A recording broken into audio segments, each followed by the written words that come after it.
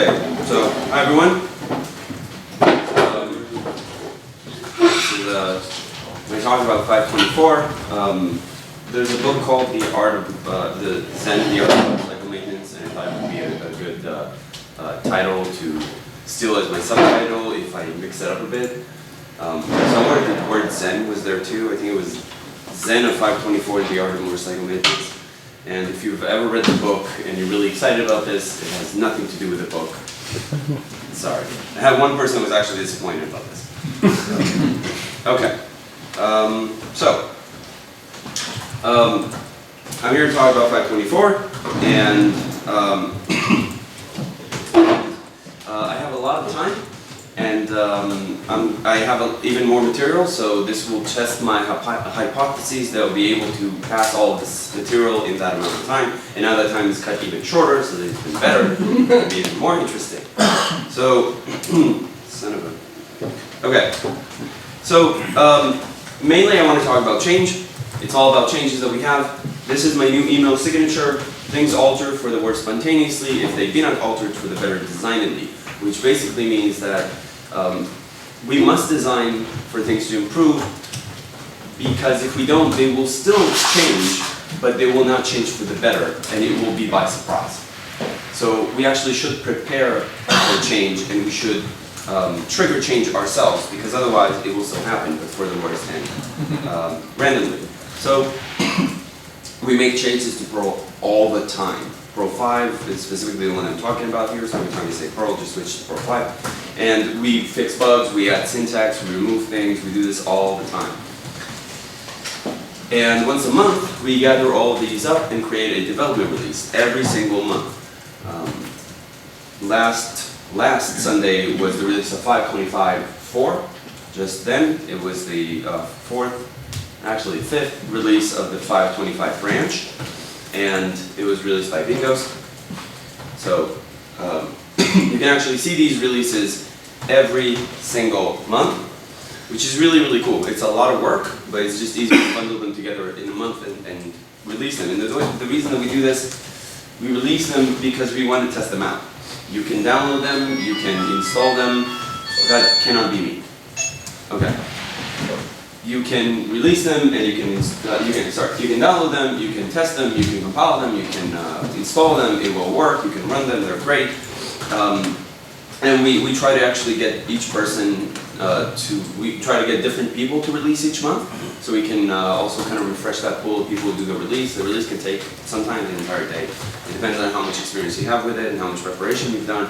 If you're ever interested in helping us make a monthly release, please let us know. And of course, while you can use them, you probably shouldn't. And the reason you shouldn't is because they are meant for stable. They are meant for development, not for stable.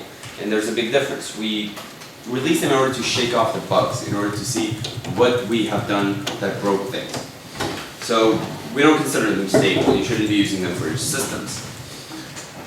What we actually do with them, we smoke them, which means that we run tests called smoking tests, and we let it run in different platforms, operating systems, different configurations, debugging, non-debugging, threaded, unthreaded, etc., etc. And we try to see if we introduced any breakage, if there's some feature that suddenly doesn't work, or there's some syntax that failed, or we can't compile for some reason on Solaris, or stuff like that.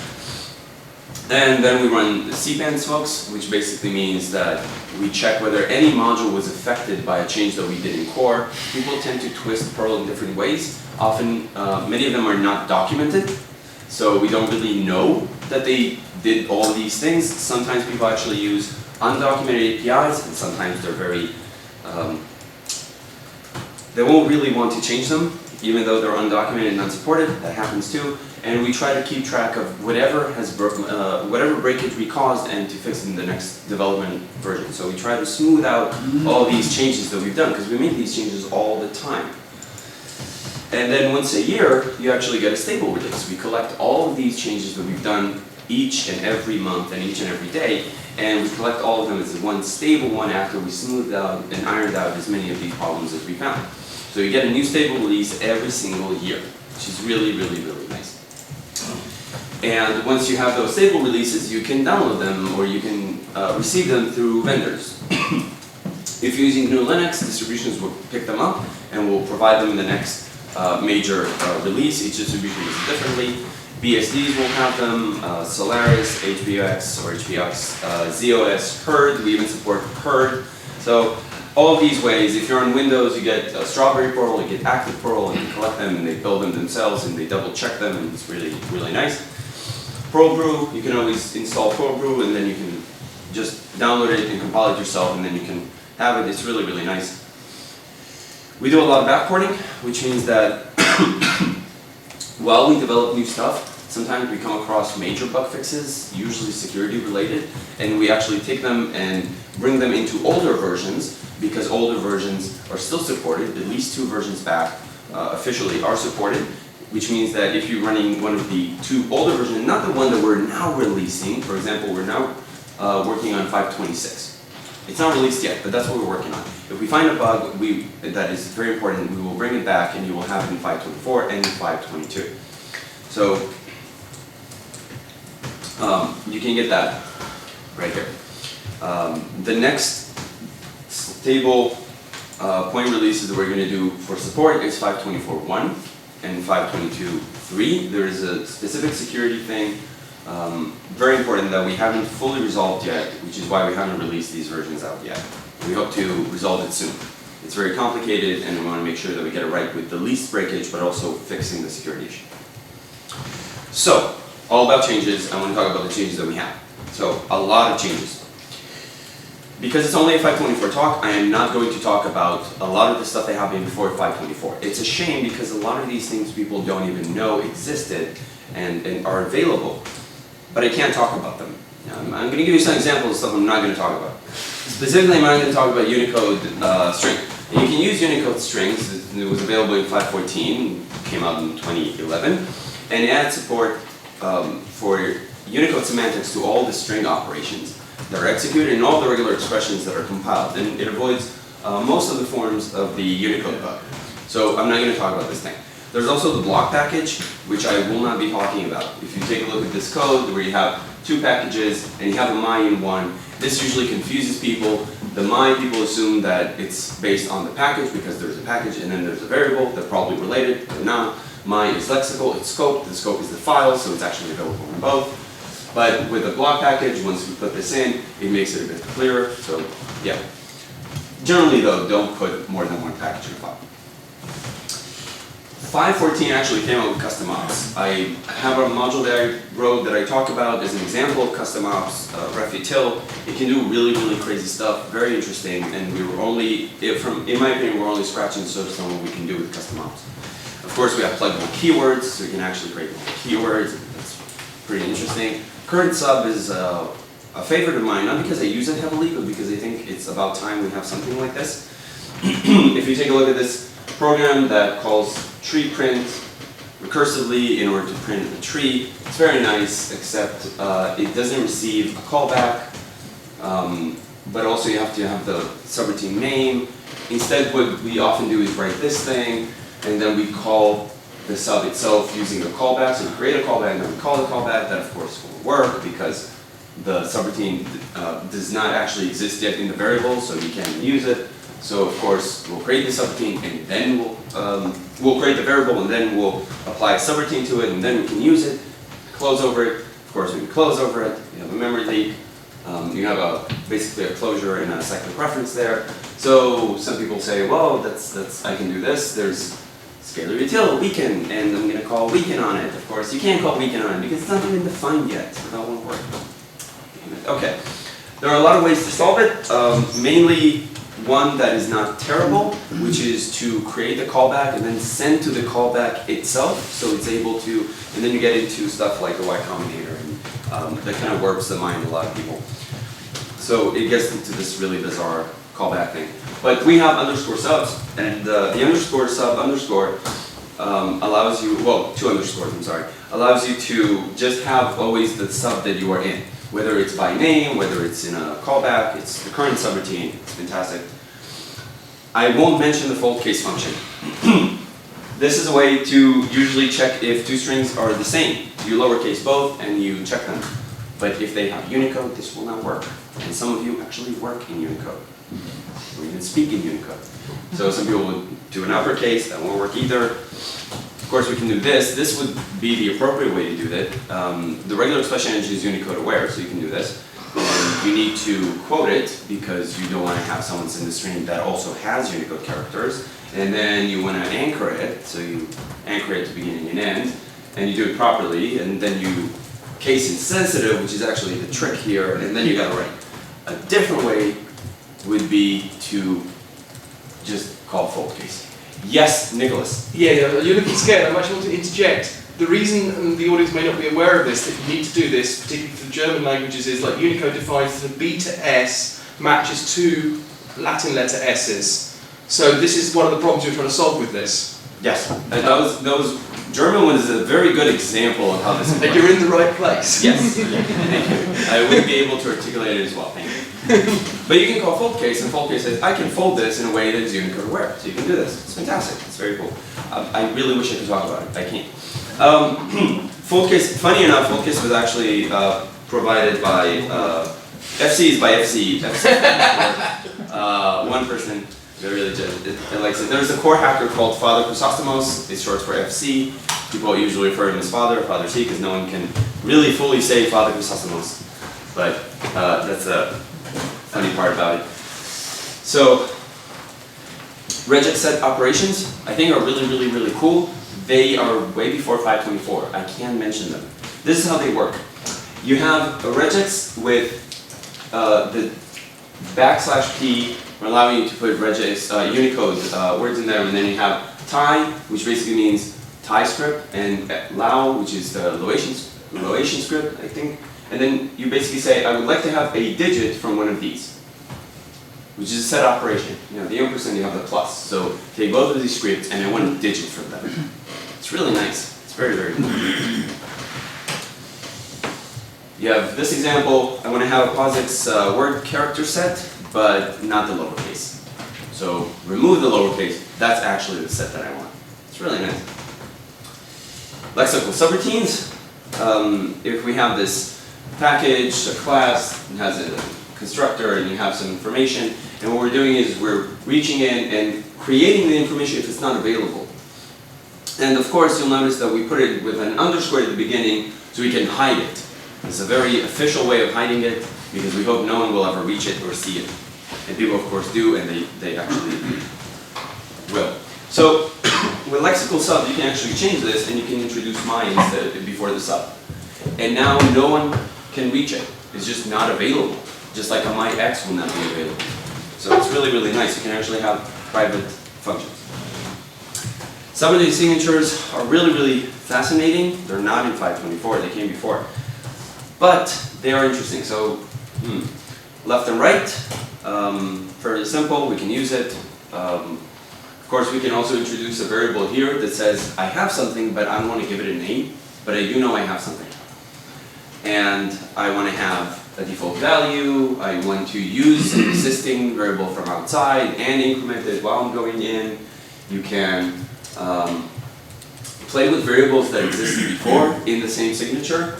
So first name exists in the signature, and then it's used again to copy, and it's also done in the signature. It's kind of cool. Of course, this app, which basically says, I'm going to have some more stuff. I don't want to name them. So it's pretty cool.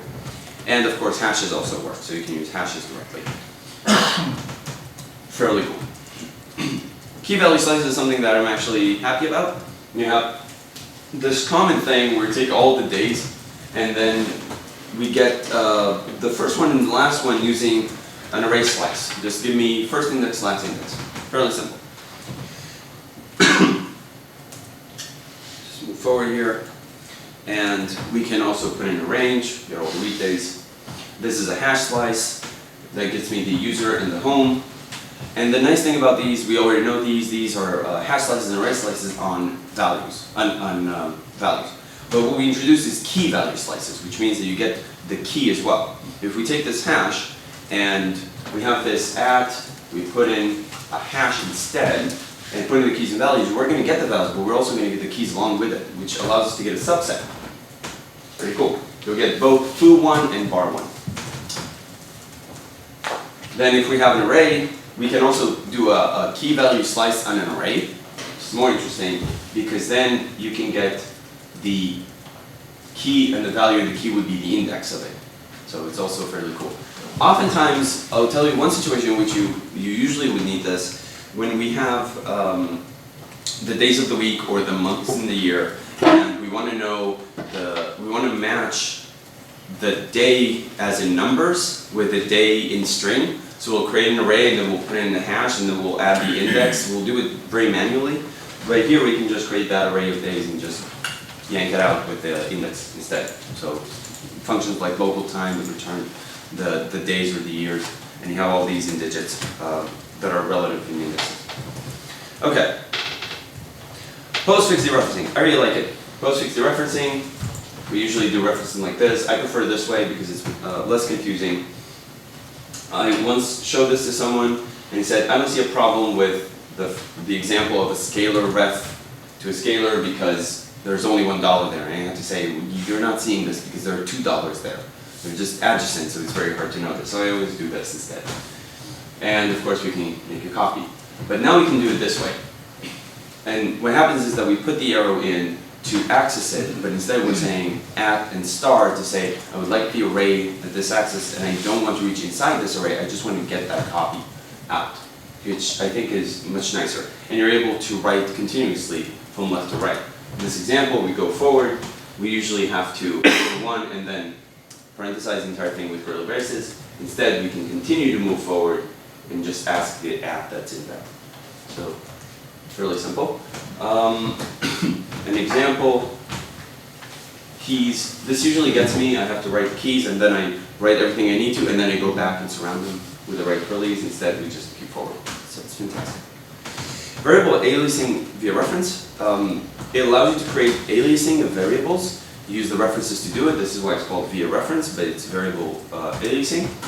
An example is if we have foo equals 1, we can use the references. The backslash on the bar is usually on the left side, but there have been changes recently that allow you to put it straight on the variable itself. So it's really nice. Usually this would actually be here. And due to this, we actually get an alias, so when we change bar, it changes foo. So it's very cool. We can do more interesting things. This allows us to get a reference to the hash that's inside the array that we're iterating over, and then we can just use the hash directly. Now optimizations. We do a lot of optimizations in core, a ton of them. I'd like to mention some of them. And these are all things that happen before 524. Okay. Integer allocations. How often do you use numbers? Now faster.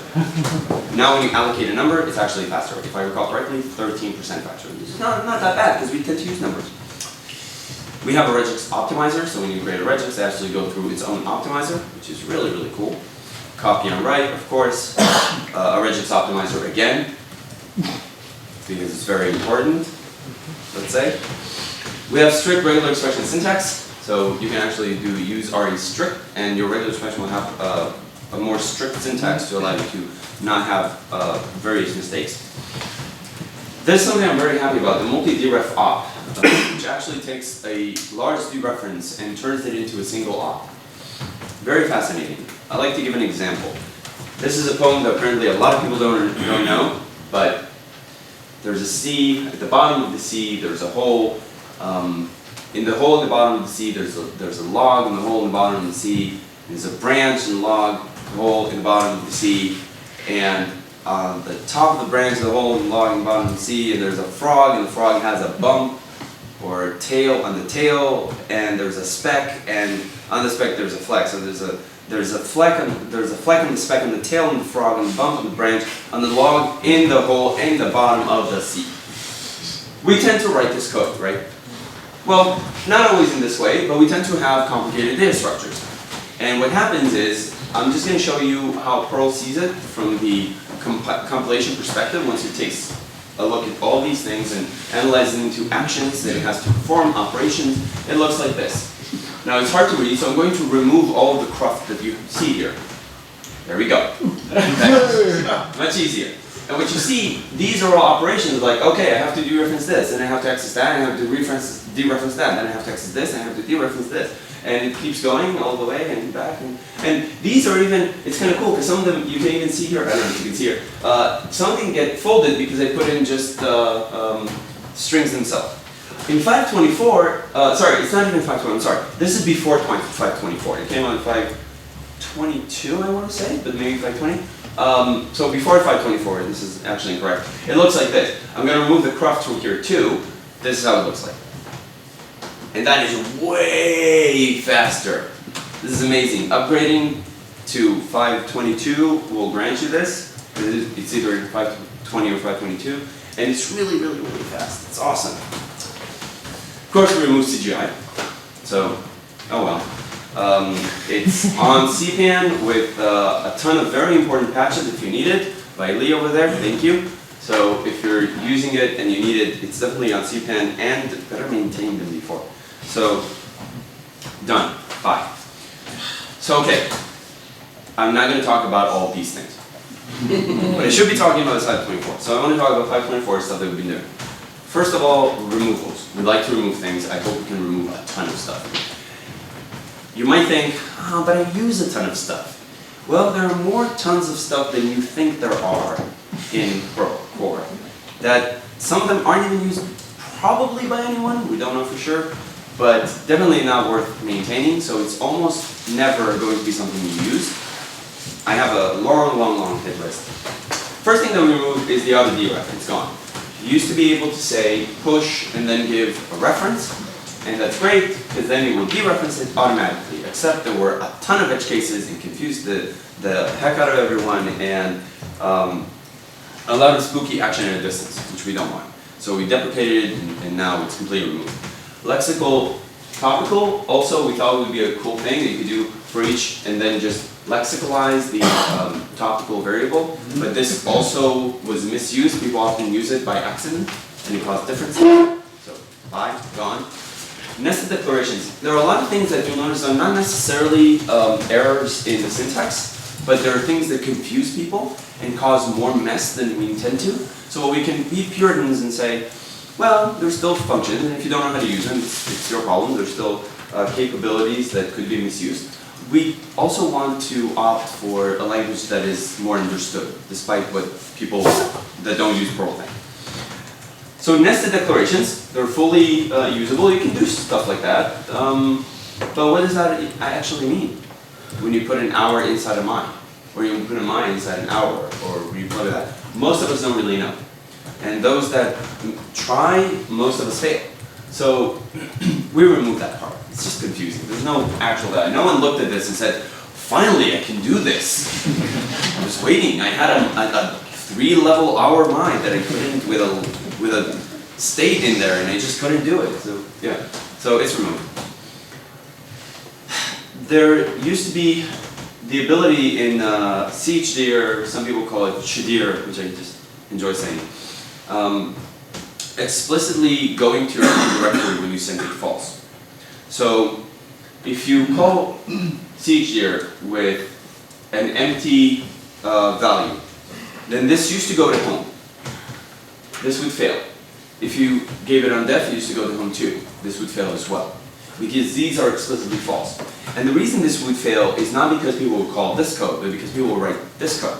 And people will write this code, sometimes a value or a function that returned a value would return an on def or would return an empty, sometimes by accident, and then you're off into a different directory, which is not what you want. It's very undeclarative, it's very implicit, and we didn't want that. So now if you call CHDIR empty, and you literally give no arguments, we say, oh, well, you really do want to go to home. Otherwise, if you give it a value, you probably want to go there, and if that value ends up accidentally being false, because it's something returned empty or something returned on def, then that was a mistake. Okay, we made a ton of fixes. We fix things all the time. So integer overflow in line numbering is fixed. Most people don't encounter this. How many people use line numbering in Perl? Right? Nick is in the back and go like, I think. So, you didn't know, but there was an integer overflow, so we fixed it. Because someone opened a ticket like, hey, explicit braces and regex, this caught a lot of people off guard. So you have a digit here and there's a curly braces with 2. What does this do? What does it match? Exactly 2 digits. I love that you raised your hand. That was really polite. And you're right. It's 2 digits. It's exactly 2 digits. But what happens if I do this? I'm not trying to tackle you. It's your turn. What do you think it would do? I would think it should be wrong. You think it should be wrong? Yeah. Why? Because you should include something there. Right, you should And put something in there too. there's different ways. You could include a range, so it means from this to this. Right. Or you could say exactly this. Or you could say up to this, or from this. So this is confusing because we're supposed to say something, but And we're this not. would, I would feel that this would mean any number, so it would be like star, but then I would say we should just write a star. Right. What happens with this is that it says digit, and then it says left curly brace, right curly brace, because, well, these curly braces are supposed to be a range, you didn't put anything in there, so you probably just want braces. Let's just match for braces. Which is really, really bizarre. And that's what happened, but we changed it, so now you actually have to provide an escaping for every brace that you want to put in. If you want to put in a character of a brace, it's a meta character in regex, you have to put in a slash before, a backslash before, and that actually broke a lot of stuff in CPAN. Went through CPAN, provided a lot of pull requests and patches and stuff like that, because various people had assumed that if I have a pair of braces, it just matches braces unless I put something in there, and it's not braces at all. So I think that makes total sense, why not? Destructive search replace, I really like the Perl Pi, where you give PI, E, and then a regex, and it will search and replace in a file and create this new file on the spot. It's fantastic, except that it was actually destructive and it would kill the file if there was enough room to save the new file, which is really bad. Apparently some people were running stuff like this in a very constrained environment with very little disk space, and they noticed it, and we got the bug, and it took a while to fix, but we were able to eventually fix it. Moving on, this. What this does is take this, it creates an array with the string, a times, and of course we add to that the last part. No one got it, maybe I need to do it yet. Just singing. Okay. Something with Sawyer. Right. Now, if we take this 8, which before was a very lovely tune, and we turn it into this thing.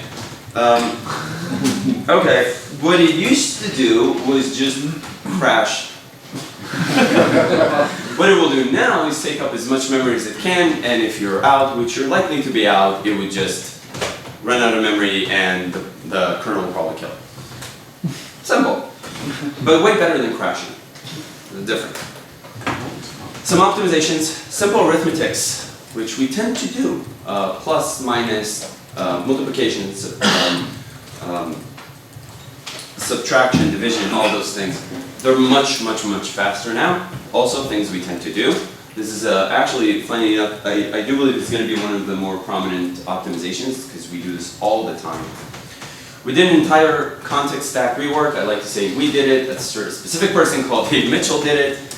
And this allowed us to do a lot of very interesting things. It also broke 2 or 3 prominent modules that assumed them things in the stack that we wanted to change. It allowed us to have cheaper subroutine calls. Calling subroutines in Perl is not the funnest thing, it's not the fastest thing, but now it's substantially faster, the entering the subroutine and closing of the subroutine, because we're able to completely rewrite the context stack, which is used all over that part of the code. Fixed string match, when you do something like this, emails that I send that people miss, and you want to match on it, it's now actually faster, it's a fixed string. Much faster. Alright, we also added a few features. We didn't just remove and we didn't just fix, we also added some new stuff. So the postfix deref that you saw, it's good for free, it's in for good. You don't have to use feature and you don't have to disable experimental features, it's good. Then, AmigoS works again. Thank you. A lot of people expecting this, I know. We have that again. Unicode 8, The 525 development branch actually already has Unicode 9, and you know, we wish we could release it, but we need that time until we could release it, so 526 is going to have 9, but 524 already has 8, which is really, really nice. I had a bunch of examples that I couldn't show because my browsers and my terminals and everything that I have on my machine is not, does not support Unicode 8. And I found it ridiculous that my dead language was more up to date than anything else on my computer. Like the terminal, the browsers, Chrome, Firefox, none of them were as up to date as my language, which is ridiculous. But okay, so some stuff they changed in Unicode 8. They made all these changes. They added a bunch of these scripts for people who are not us, but that didn't really, that were not able to express themselves properly in their native language. And now they're able to. I speak in Hebrew, usually, sort of, and Hebrew was supported in early versions, way back, German as well, but there are a lot of people who don't have that same ability to just use their native language in their terminals and in their tweets and in their papers and whatever, and now all these people can, which is really nice. I want to use a bit of time to show some nice stuff that you can do with Unicode. We'll use char names full, and we'll create a Unicode character of a zero width joiner, which allows us to join things with no width between them. So it allows us to compound stuff. And what we're going to do is take a hard character and we're going to apply a color to it by just using the dot to connect them. Of course, we put it in the same string, it will work too. I think it's just more readable. And this will take a heart that is by default black and we'll turn it into red. We get a red heart. And then we're able to take the character of a woman. We're able to take a kiss. And while we print out to you 8 in your terminal, if you take the zero width joiner and you put all of these together, you combine them together, you can do this with basic concatenation too. What you're going to get, if I had that in my terminal supported, you're going to get this image, which is created as a single image, a single Unicode character made from all of these things.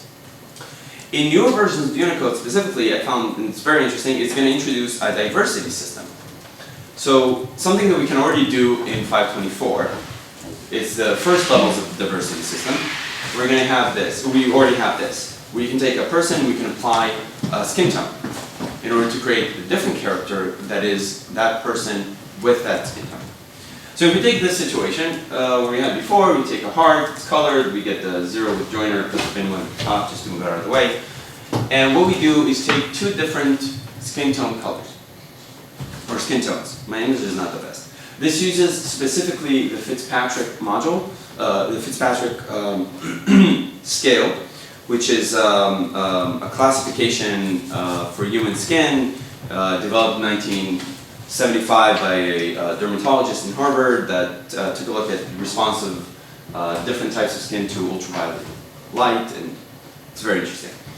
So we take these, and what we do is create 2 characters, Addie Brown and Rebecca Primus. And they're both women, but what we do is concatenate together the different tones of color. And we're able to create 2 people of different color, represent them in their color, and create the same image. And that will create the same image, but with appropriate color. And I picked specifically this example because these were 2 real people. Where is it? There's a book called Sophisteries, A Global History of Love Between Women by Leslie J. Rupp. And she wrote in that book about 2 women, 2 African-American women who in the 19th century in America during the 1860s had a relationship that was deemed very legal. And it's really interesting from my perspective we can represent history in its true form in Unicode. In programming. It's really, I find it fascinating and really cool. Alright, so talking about the future, some fixes. We did fix a few things, but now we're going to fix a few other things. These are all the fixes that are in. So, temp name in POSIX, it was removed. It was bad. We deprecated 522, and now it's completely removed. You can use file temp, and you can use all these places and create temporary stuff. the ::foo: bar. Did anyone actually use this? No. Okay, good. It's removed. Next, explicit curly braces. They will be completely gone in 526. You will not be able to use it, so we can actually have regexes that don't confuse people. You were also able to use X twice. What? Yes. You were able to. It didn't fail. Now it will. You cannot. And we could utilize this in the future to maybe add other syntax. It's going to be cool. This doesn't crash anymore. Finally! I know, right? We find once in a while, I find tickets of things that are like, who even found this? And we make it not crash. But there is a process that we're running on code now. A lot of code is actually going through a process called fuzzing. Much of it done by Brian Carpenter. And fuzzing basically tries random input on Perl, but then it has educated input on paths and different algorithms and ideas of like, okay, I found that I can trigger these pieces of code if I run this input, and then it tries some more and digs into it, and then we're able to crash the interpreter in really interesting ways, and then we'll fix it. And then once in a while, I'll bring up something like this that doesn't fail anymore, and someone's gonna go, finally! So yeah, next, this was fixed. The concatenation of them together was actually broken accidentally in 5.18, so it's fixed. Some optimizations that we're going to do. Bare word constant strings are now constant folded, which is very good, very fast. And this was done by Aaron Crane. It's already in. These are things that we've already implemented. They're already available in the development release of 5.25.4. So I can already mention them, it's great. Subroutine signatures are really optimized. Right now, they're about as fast as not using them, which is really, really good. And we're probably going to push that, so in the future we'll have a reason to use subroutine signatures. It wouldn't be because they're good, but also because they're faster. Like, why would you want to write slow code? Some platforms actually support default collation, so we're going to do that. So when you have a default collation, it's supported. Some features, Unicode 9, avocado is in. People talk about whiskey, I don't care about whiskey. Avocado is in. But also all of these, which are much more important, some native languages, language of Nepal, and so on. It's very interesting, very cool. Some other features that we're going to have, Unicode 9 is already in. Syntax improved the reference aliasing, having the backslash before a variable instead of putting it at the beginning of the line. The encoding here is removed. Very few people used it. It's when you run or write your scripts in different encodings and really bizarre things. So you can use filter encoding, you can use encoding PMs, filter ability. Really you shouldn't be doing this, but if you want to, you can no longer use this flag though, which is good. We now recognize version control markers, so if you accidentally had a diff and you committed that and you're trying to compile it, that will fail. The compilation will fail, because it will say, hey, this is probably your version control doing a diff and asking you to merge, so yeah, you should fix it. Unicode script extensions, which are more accurate, so they're now used by default. If it doesn't affect you, you don't care. If it does affect you, it's more accurate. You now have subroutine attribute const, very cool. We removed Usenet from all the documentation, sorry. Sad. And we're thinking about adding script runs when you actually can make sure that someone introduces characters that are all from the same script run and not just digits, because digits might seem confusing within Unicode characters. And of course indented peer docs, which is really, really nice. You can have peer docs that start indented in. It's really cool. Okay, what else? Who knows? Lastly, I want to give a small example. This was from a Python book. Talked about how you do a pairwise sum in Python, and then you compared it to Perl and said this is how you do it in Perl. And you can see the elegance of Python, it's fantastic. And what it does is take two variables and then it has to dereference, so it has to create an array, and then you get the length and you add them up together. So I rewrote it in way pre-24 just to see how it would look like, and it looks like this. And that's really nice, and it's fairly simple. It doesn't even use 524 stuff in it. It's just silly. So okay, lastly, the past is but the beginning of the beginning. I like this. We're only getting started. We have a lot more to do. If you're interested, you can register with Ko-Fi Porters. You can also read the summaries that I write on Twitter, on blogs.org, or in Perl Summary, which is just summaries. That's it. Thank you very much.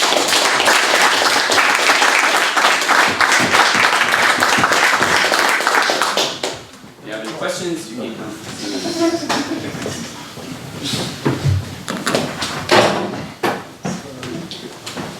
So you did seem to have a question, but Oh, I'm what sorry. the setup's happening? Do you have the slides online somewhere? No. Any other questions? I know, I should. It's a matter of if someone will bug me to do it, I guess. Because otherwise they'll probably do other stuff, and then if someone bugs me up for that, I'm like, alright, I'll do it. The problem is that it's all in HTML and you have to post it somewhere. Someone has recently shown how to use GitHub pages in order to upload all of your HTML slides, which is really, really, really nice. That someone might be here in the back and could give a lightning talk showing this again. And then I might actually just do it. Because the problem for me was I need to now have hosting, and I don't want it. It's not PDF.